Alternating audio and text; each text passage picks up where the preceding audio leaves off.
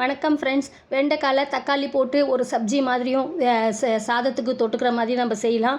நிறைய பேர் வந்து வெங்காயம் மட்டும் ஆட் பண்ணிவிட்டு அப்படியே வந்து ஒரு வறுவல் மாதிரி பொரியல் மாதிரி பண்ணுறதை நான் பார்த்துருக்கேன்.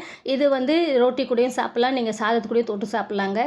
முதல்ல வெண்டைக்காவை கழுவி தொடச்சிட்டு எண்ணெய் அதாவது தண்ணி இல்லாமல் தொடச்சி வச்சுக்கோங்க. அந்த மாதிரி க்ளீன் பண்ணும்போது ஒரு லைட்டாக ஒரு மேலே கீரல் போட்டு உள்ளே பூச்சி இருக்கா இல்லையான்றதை செக் பண்ணுங்கள்.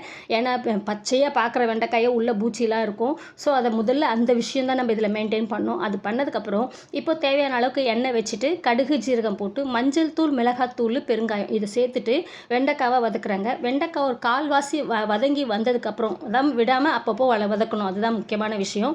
அதுக்கப்புறம் தக்காளி வந்து பெருசாக இருந்தால் 2, சின்னதாக இருந்தால் 3 தக்காளி போட்டு அதையும் சேர்த்து வதக்குறோம். தக்காளியும் வதங்கி வர்றது நம்மளுக்கு தெரியும். ஒரு 5 நிமிஷம் வதக்குனதுக்கப்புறம் நடுவில் பாருங்கள், இப்போ தண்ணி தெளிக்கிறேன் பார்த்தீங்களா, அது வந்து மொத்தமாக நிறைய பேர் ஊற்றுவாங்க. மொத்தமாக ஊற்றாமல் சைடில் வந்து கொஞ்சம் கொஞ்சமாக தெளித்து விட்டிங்கன்னா அந்த கடாய் இருக்க சூடில் தண்ணி இழுத்து வெண்டைக்காய் கலர் மாறாமல் அப்படியே இருக்கும்.